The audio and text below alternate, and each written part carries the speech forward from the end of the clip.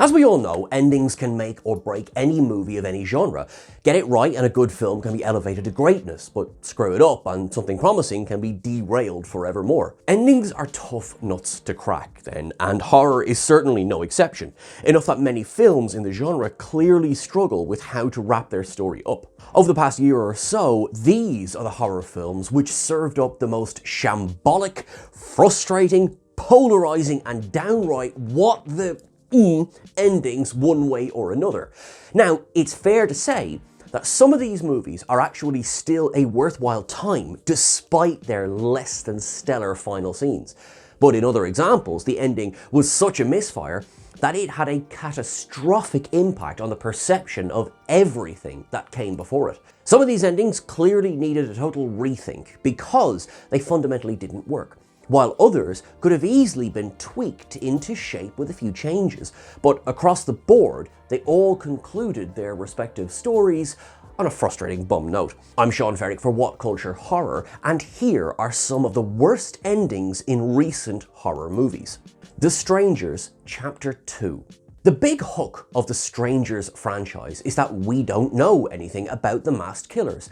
They're simply anonymous psychopaths who only attack people because they're home. But in a desperate bid to justify its own existence, the recent The Strangers Chapter 2 ill-advisedly detailed the backstory of two of its three killers, Pin-Up Girl, played by Emma Hovarth, and Scarecrow. At the very end of the film, after protagonist Maya, played by Madeleine Petsch, kills Pin-Up Girl, we cut to a flashback showing Pin-Up Girl, aka Shelley, as a child, where she beats a fellow student to death at school out of jealousy of her hanging out with Scarecrow. And because this isn't needlessly revealing enough, it also gives us an origin story for the series' iconic phrase, "Is Tamara home?" which was a playground game played by Tamara, the girl Shelley killed, and Scarecrow. Trying to give dimension to these characters is to miss the point entirely, and ensures interest couldn't be lower for the already shot Chapter 3. Shelby Oaks. Chris Stuckman's promising feature debut, Shelby Oaks, follows Mia, played by Camille Sullivan, a woman desperately trying to find her younger sister, Riley, played by Sarah Dern, a paranormal investigator who went missing in the abandoned town of Shelby Oaks. In the third act, Mia eventually finds Riley chained up in a basement by followers of the incubus known as Tarian, where she's been forcibly impregnated and has recently given birth to a baby boy. Mia escapes with Riley and the child, but that's not the end. A traumatized Riley believes that the baby is possessed and later attempts to smother it, only for Mia to intervene and accidentally knock her sister out of the nearby window. Riley is still alive, but not for long, as she's soon enough torn apart by hellhounds, leaving Mia to care for the child. The ending ultimately implies that this was always Tarian's plan, for Riley to give birth to the baby and Mia, who has been unable to conceive a child, to raise it. There are some solid ideas here, but Riley's death is almost comically abrupt and, as one might say, just a bit too nasty an end for someone who, let's remember, is a rape victim. It felt too cruel to be entertaining, honestly, and left a sour taste as the end credits rolled. Him is one of the most frustrating horror films of the year, a visually stunning acid trip of a movie that just didn't come together when it mattered most. In the third act, young football prodigy Cam, played by Tyreek Withers, learns that his mentor Isaiah, played by Marlon Wayans, is part of a dynasty of players chosen to become the greatest of all time, granted enhanced physical abilities through a blood ritual passed down over the years. Isaiah initiates a fight with Cam to crown the new GOAT, after which Cam beats him to death with a helmet and confronts Isaiah's accomplices on a football field. Here, it's revealed that Cam's late father was part of the conspiracy to make him the next GOAT, at which point Cam refuses to sign the team's diabolic contract, instead embarking on a brutal rampage where he kills the team's owners and heads off to parts unknown. After a genuinely engaging first 2 acts, Him takes a hard left into pure farce territory in its finale, and while some might celebrate the camp, it genuinely felt like the film was headed in a more thoughtful and impactful direction than this. It's a classic example of a screenwriter clearly struggling to come up with a good way to end their story, leaving us with pure schlock instead. Wolfman. Leigh Whannell's Wolfman is easily one of the most disappointing horrors of the entire year, considering the immense talent both in front of and behind the camera. And this was compounded by a shockingly limp ending, which simply failed to muster the emotion it was clearly aiming for. In the finale, the doomed, diseased Blake, played by Christopher Abbott, stalks his wife Charlotte, played by Julia Garner, and daughter Ginger, played by Matilda Firth, around their barn, in a sequence so dimly lit that it's difficult to tell what the hell's going on. The bestial Blake eventually corners his family, prompting Charlotte to shoot him, before mother and daughter sit with Blake as he finally dies. Clearly, Whannell was trying to evoke the same tragic vibe as in the ending of David Cronenberg's The Fly, yet despite solid work from Abbott and Garner here, neither the character work nor the action resulted in a particularly gratifying payoff. Despite Whannell's recent success rebooting The Invisible Man, his take on The Wolfman was shockingly by the numbers, ensuring it barely made a dent with audiences. The Conjuring Last Rites. The Conjuring Last Rites offered up an overlong yet undercooked conclusion to the mainline franchise, because while you'd expect this bookending entry to really up the stakes and spectacle, it feels like a pure damp squib compared to the series' best entries. Having the film's final boss be a possessed mirror that spins around just isn't it. But even if you're able to get on board with that, it's ultimately defeated far too easily, with the Warren family combining their collective abilities to externalize the film's central theme, the power of family. This is followed up by a cheeseball epilogue, clearly intended to serve as an emotional farewell to the Warrens, as Ed, played by Patrick Wilson again, and Lorraine, played again by Vera Farmiga, attend their daughter Judy's, played by Mia Tomlinson's, wedding. Ed and Lorraine then dance and envision their future together, seemingly now at peace. Wilson and Farmiga are both so damn good in these roles that they can almost make this ending work. But when you remember the numerous credible allegations which paint the real-life Ed Warren as an abusive husband, this soppy, sentimental finale can't help but feel incredibly disingenuous. Hell House LLC Lineage. Hell House LLC Lineage was hyped up as the final entry into the cult found footage franchise, and so the assumption was that it would provide fans with some sort of closure to the ongoing story. Yeah, about that. The film reunites audiences with Vanessa Shepard, played by Elizabeth Vermillier, the protagonist of Hell House LLC 3 Lake of Fire, who continues to be tormented by the town of Abaddon, all while the bodies keep piling up around her. Despite Vanessa's concerted efforts to end the curse linked to both the Abaddon Hotel and the Carmichael Manor, Lineage concludes with the curse still ongoing, before a final scene reveals that Vanessa's twin brother Mitchell, who she believed to have died in childbirth, is actually still alive. Now, it's fair to say that Lineage isn't a very good movie from top to bottom, but framing it as the end of the franchise only to offer up a blatant sequel-baiting cliffhanger was always going to piss people off. Final Destination Bloodlines. Final Destination Bloodlines was a shockingly solid sequel, though most will surely agree that the rushed final sequence is by far the worst part of the film.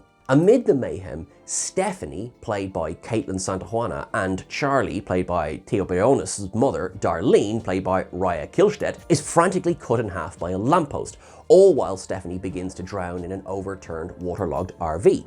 Charlie makes the save and revives her, seemingly breaking Death's chain of carnage in a manner that's just a bit too derivative of Kimberly's, played by AJ Cook, resurrection at the end of Final Destination 2.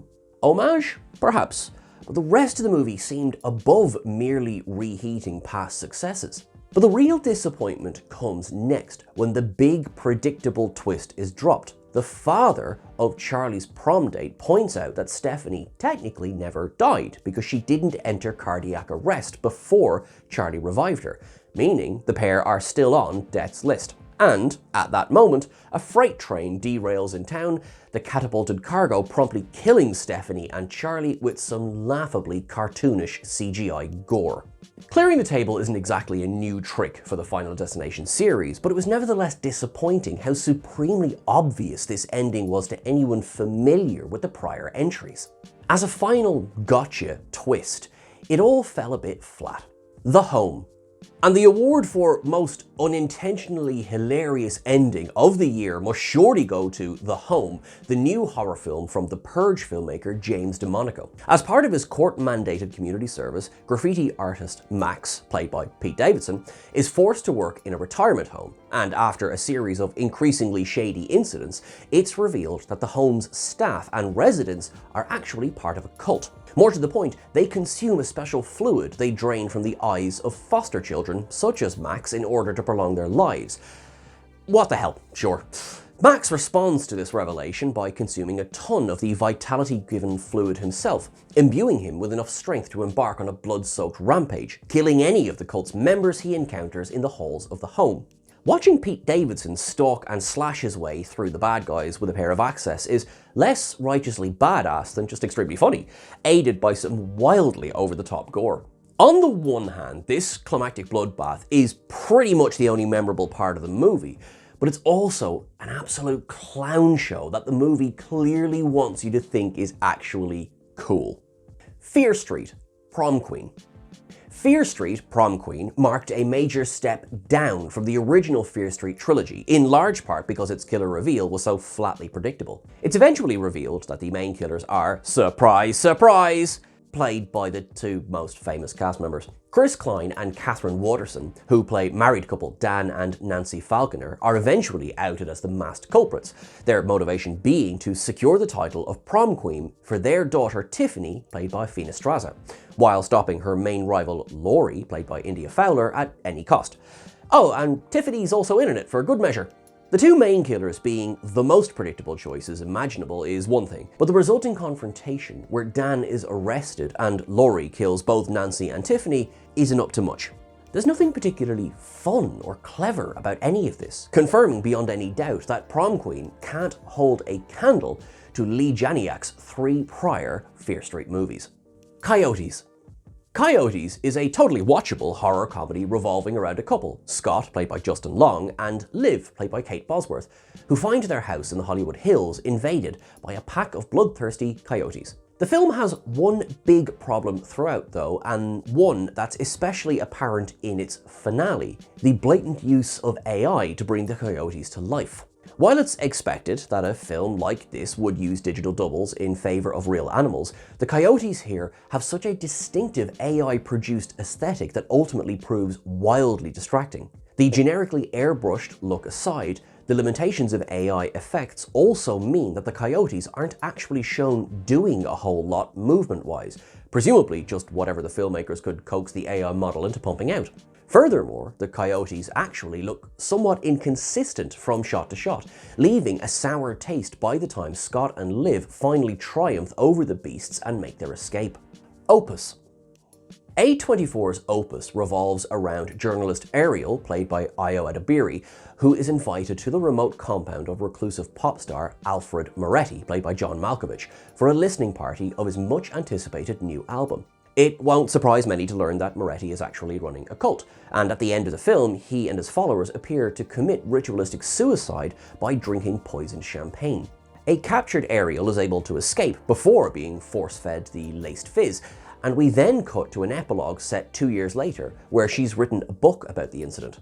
More to the point, she visits Moretti in prison, who survived the suicide, and reveals that the entire thing was actually staged.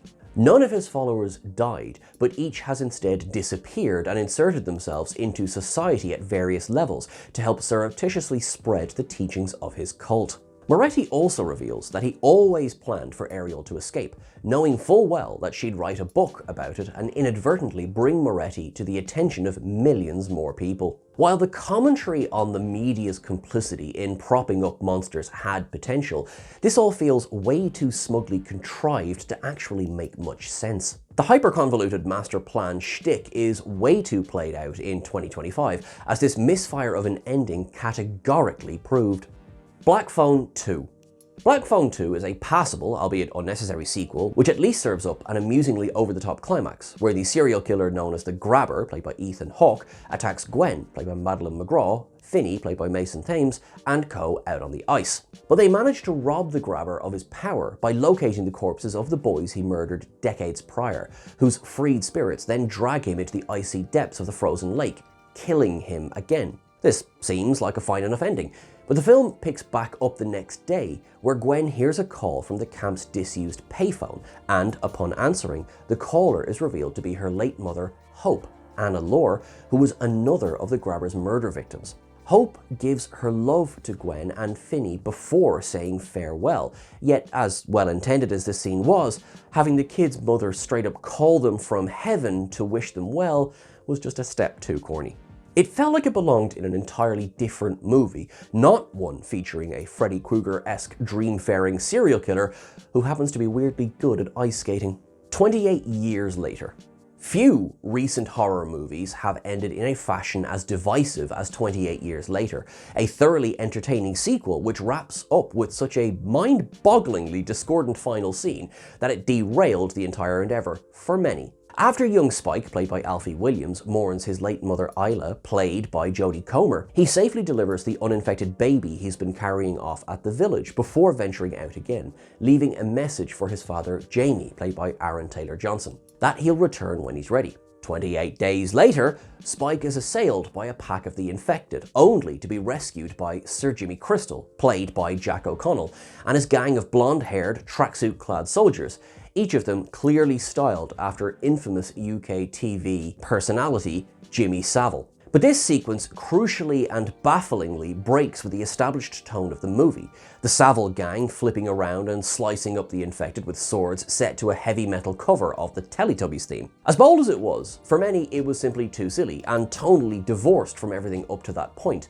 a navel-gazing exercise in trolling the audience, and one that left many utterly bewildered in a bad way while the end credits rolled. At least there's the possibility that the upcoming 28 Years Later, The Bone Temple, might make it all seem a little less daft. The Ritual. The Ritual is pretty much the exact opposite of what an exorcism movie starring Al Pacino and Dan Stevens should be. Instead of giving Pacino the floor to deliver a gloriously scenery-chewing performance as German-American priest Theophilus Reisinger, this snoozy horror romp is a low-energy bore that dares to take itself dead seriously. But every exorcism movie at least serves up an over-the-top climax in which the victim is finally freed from their demonic possession, right? Well, the afflicted young woman, Emma, played by Abigail Cowan, indeed has the demons driven out of her. But because director David Middle decided to shoot the entire movie like an episode of The Office, complete with shaky cam and unintentionally comedic snap zooms, it's impossible to take any of it seriously. Emma is saved, and then the film abruptly ends, cutting to a few minutes worth of title cards to sew up the fates of the central characters, ensuring this already wretched horror flick pieces out on a complete shoulder shrug. The Platform 2. Netflix's surprise hit The Platform really didn't need a sequel, but it was such a storming ratings hit that of course it was always going to happen. The bulk of the movie is fine, a watchable if unasked for sequel that falls apart completely at the end with a total head-scratcher of a climax. Near the end of the movie, we learn that The Platform 2 is actually a secret prequel set before the events of the first, where protagonist Perempuan, played by Milena Schmidt, becomes cellmates with one of the original film's main characters, Trimagasi, played by Zorian Eguiliar. A goring battle ensues between the two main factions in the prison, after which Perempuan fakes her own death and is therefore unable to reach the pit, the bottom level of the prison. Here, Perempuan finds a young boy and decides to use the platform to send him back up to safety at the apparent sacrifice of her own life, before she's reunited with her boyfriend Goreng, played by Ivan Masangu, the protagonist of the first film. Ultimately, the final 10 minutes or so of the Platform 2 are so vaguely defined and confusing that they raise far more questions than answers, and going by the online chatter, it generated far more frustration than intrigue among viewers. What's real? What's symbolic? And does anyone actually care enough at this point to tune in for the probably inevitable third film? Y2K. Kyle Mooney's post-apocalyptic horror film Y2K wasn't great, but it did at least offer some nostalgic fun for those who grew up in the early 2000s, as technology starts murderously rising up against humanity at the turn of the millennium. Protagonists Eli, played by Jaden Martell, and Laura, played by Rachel Zegler, manage to survive the night after defeating the algorithm known as the Amalgamation, and then confess their feelings for one another. This feels like the natural end of the story, but the film continues for a 5 years later epilogue, where Eli and Laura visit the graves of their friends who didn't make it, and their friend Ash's, played by Lachlan Watson, iPod begins glitching out, revealing that, shocker, the algorithm isn't quite dead yet. Though the horror tradition dictates that movies need to leave the door ajar for a follow-up, this was about as lazy and half-assed as sequel-baiting endings come. That the film came and went without doing much business at all just makes the sequel tease seem that much more hilariously optimistic. Hollywood, you need to hear this. It's okay for movies to be one-offs. I Know What You Did Last Summer. The new I Know What You Did Last Summer clearly wanted to be a legacy sequel in the vein of Halloween 2018 or Scream 2022, but beyond simply not being very good, it hammered the final nail in its own coffin with that outrageous final twist. The new killer terrorizing Southport is revealed to be Stevie, played by Sarah Pidgeon, who did so in revenge for the death of her lover Sam a year prior. Stevie is shot by Ray, played by a returning Freddie Prinze Jr. And that's seemingly the end of the matter, only for Ray to then reveal that he was Stevie's secret accomplice. More to the point, Ray has been driven insane by Southport's efforts to cover up the original 1997 killings in order to gentrify the town, prompting him to pick up a hook to ensure Southport never forgets its bloody legacy that ruined Ray's life. Ray then tries to kill fellow legacy hero Julie, played by the returning Jennifer Love Hewitt, only for Ava, played by Chase Sui Wonders, to make the save by shooting him dead with a spear gun. This all feels like a horrible fanfic that someone decided to actually shoot for some reason. Making Ray a villain is a bold choice, but not one that really makes a whole lot of sense. If you ever wondered why the Scream franchise never pulled the trigger on making one of its OG heroes a surprise Ghostface, this is why. It's incredibly tough to convincingly pull off and risks pissing off a huge swathe of the fanbase. Nightbitch.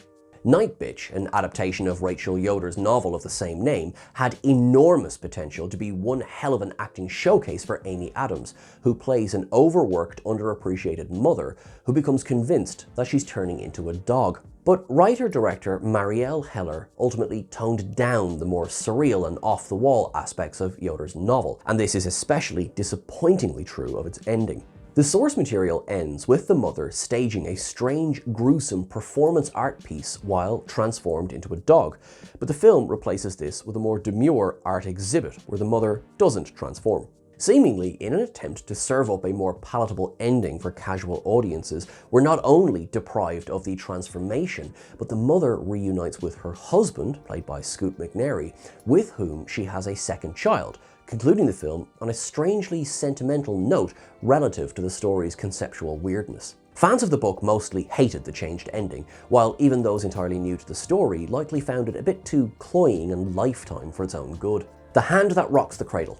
Few were asking for a remake of 1992's campy classic, The Hand That Rocks the Cradle, and aside from game performances from Mary Elizabeth Winstead and Micah Monroe, this new take didn't do a whole lot to justify its own existence. Just as in the original film, villainous, vengeful nanny Polly, played by Monroe, is killed by Caitlin, played by Mary Elizabeth Winstead, the woman she spent the entirety of the story terrorizing. The 1992 film climaxed gloriously with Polly's equivalent character being thrown out a window and being brutally impaled on a picket fence below, bringing her reign of terror to an end. But the remake's big death scene is decidedly less satisfying, with Polly climbing on top of Caitlin's car as she tries to speed away. The car is then T-boned by another vehicle, causing Polly to be catapulted across the street and dealt fatal injuries. This reworked death scene just lacks the same sense of kitschy fun as the character's more OTT demise in the original, and the goofy CGI as Polly is launched to her doom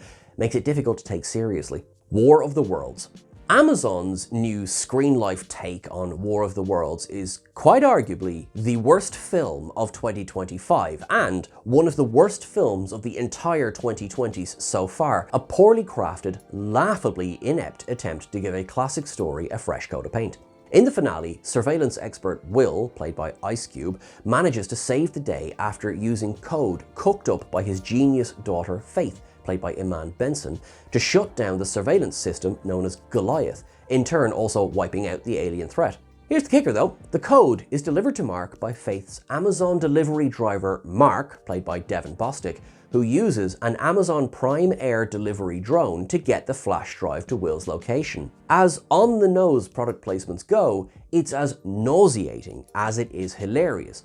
And if that's not bad enough, the final scene is a toe-curlingly goofy photo montage of Will, Faith, Mark and co celebrating Faith's baby shower. It's rare to watch a film where almost every single artistic choice is the wrong one, and War of the Worlds 2025 maintains that course from first scene to woeful last.